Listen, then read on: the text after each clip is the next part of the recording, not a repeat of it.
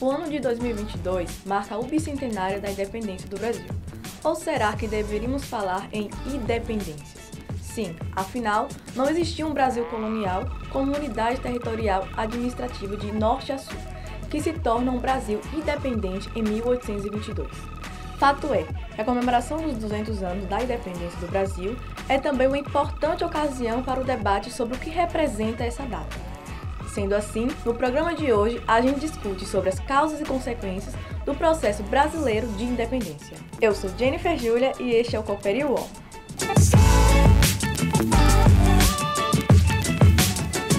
Vamos começar com um questionamento bem espinhoso. Afinal, qual independência estamos comemorando? Bom, estamos falando primeiramente de um marco histórico, né? Então, 7 de setembro de 1822, que agora está completando esses 200 anos, nós estamos celebrando uma independência de base simbólica, né?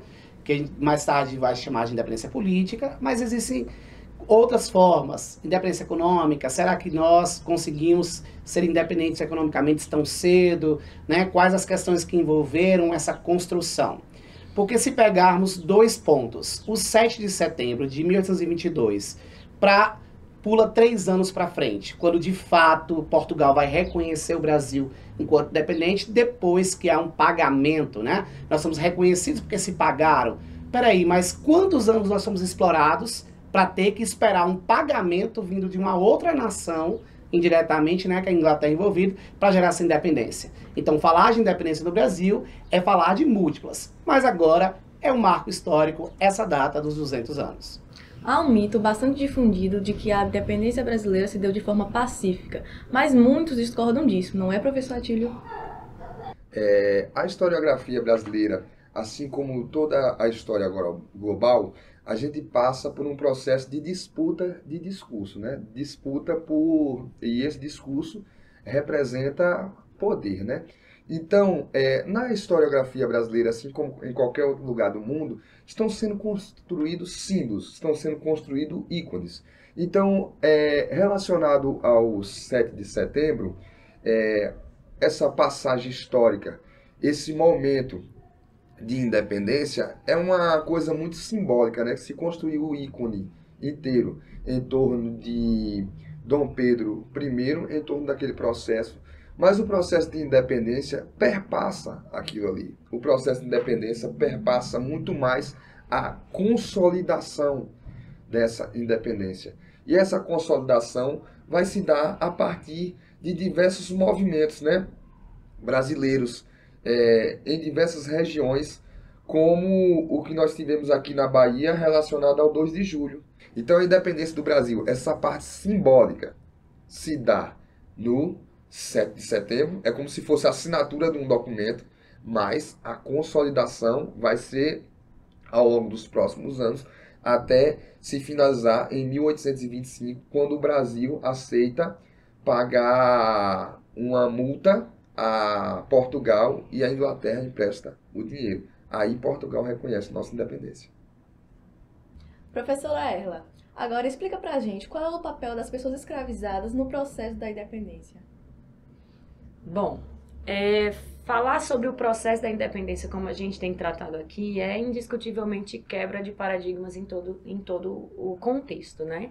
Como a Atílio disse, né, nós estamos tratando de construções, né? Construções e disputas de discursos, disputas desse processo histórico que vai sendo construído aí ao longo do tempo.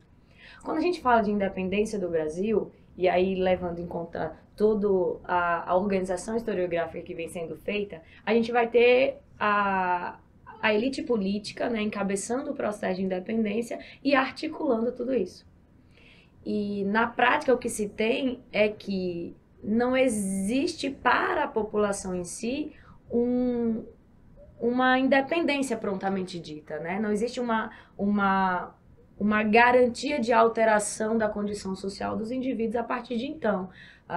O Brasil, independente ou não independente, para a população fora dessa elite que articula o processo, pouco se altera as vivências. A gente costuma dizer, dentro da história, que quando se pensou, quando a elite política pensa na independência, ela deixa de pensar, não existe a identificação né, de uma preocupação com a articulação, não, com a participação dessa classe, né, dos escravizados ou mesmo da classe popular para a vivência desse Brasil independente. Então a gente costuma dizer que a elite concordava em poucas questões, a elite dividida em dois principais grupos, né, como a gente identifica, o Partido Português e o Partido Brasileiro. A elite dividida dentro desses dois principais grupos discutindo e não entrando em acordo em muitas questões, mas dois principais pontos estava bem claro, né? Não se mexe na condição da servidão, da escravidão, perdão, e não se mexe na condição do território brasileiro.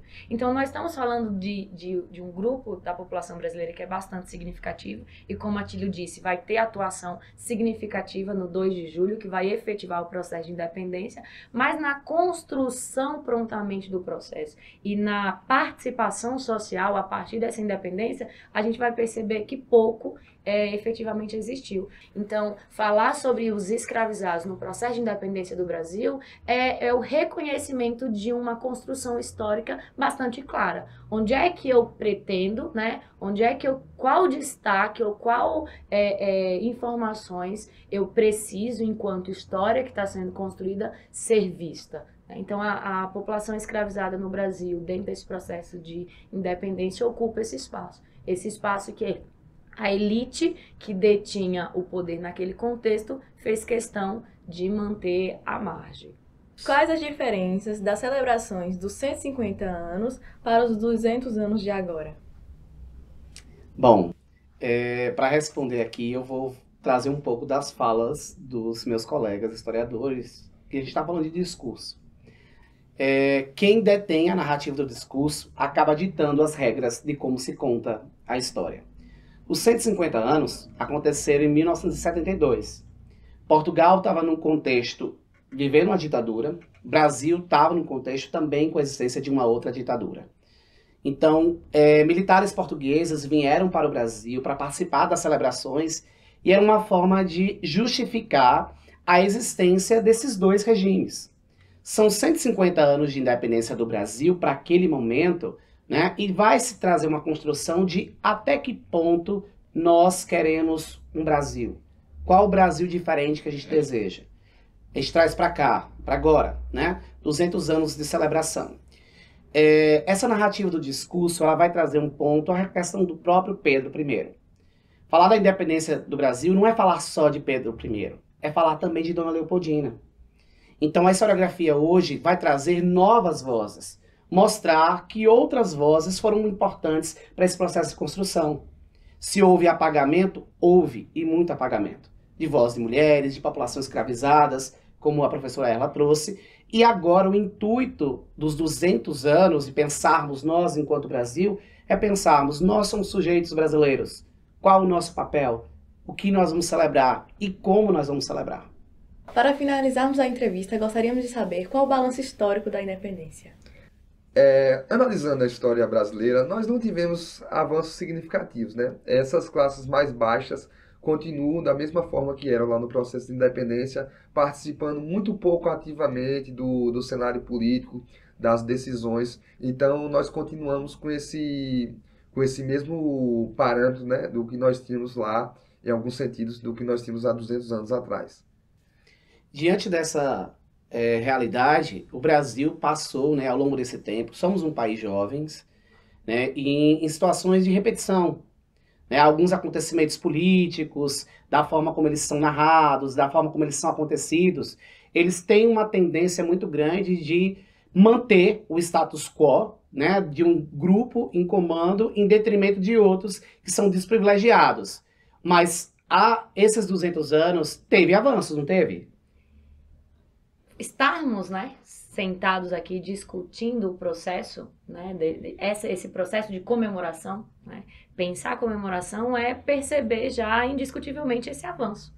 Há 200 anos nós tínhamos uma população que pouco participava e que ativamente hoje pouco participa, mas que o conhecimento desse processo, o conhecimento histórico desse processo, a quebra de paradigmas, né, desses símbolos que foram criados, faz com que estejamos hoje aqui discutindo tudo isso. Então, talvez essa seja exatamente o ponto de partida, né, para a construção ou a continuação da construção de sujeitos históricos atuantes, né? Atuantes nessa história que há 200 anos atrás estava inerte. E o que faz ou o que dá condição ao indivíduo de sair dessa condição de inércia, né, de sair dessa condição de não participação, é o conhecimento histórico.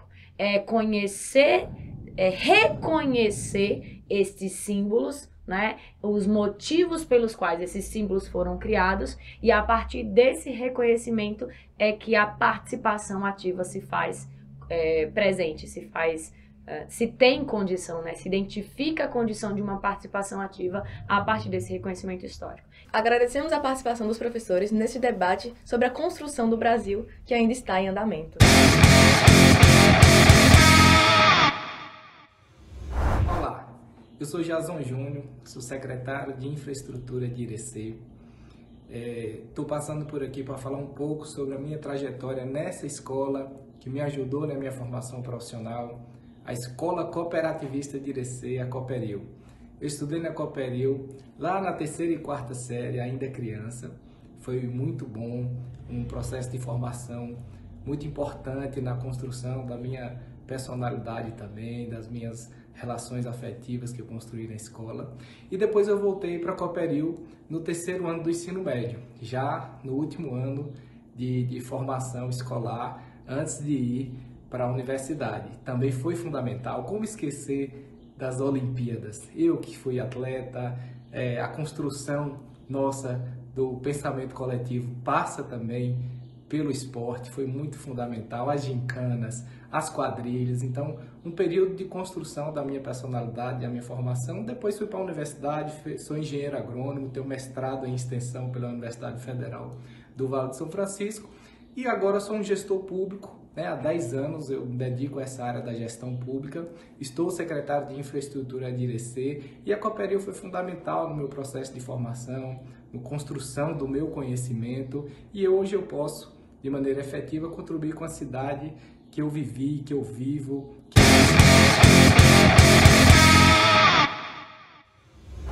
Agora é aquele momento de você dar o like e nos seguir em todas as redes sociais. Outra coisa, compartilhe esse vídeo com seus pais, avós, amigos e conhecidos para que todos possam parar por um momento para refletir sobre o nosso país. E concluímos citando o historiador Rubens Recupero: se não analisarmos o nosso passado coletivo, não vamos ter consciência crítica dos nossos problemas e, como consequência, nunca vamos superá-los. Até o próximo programa.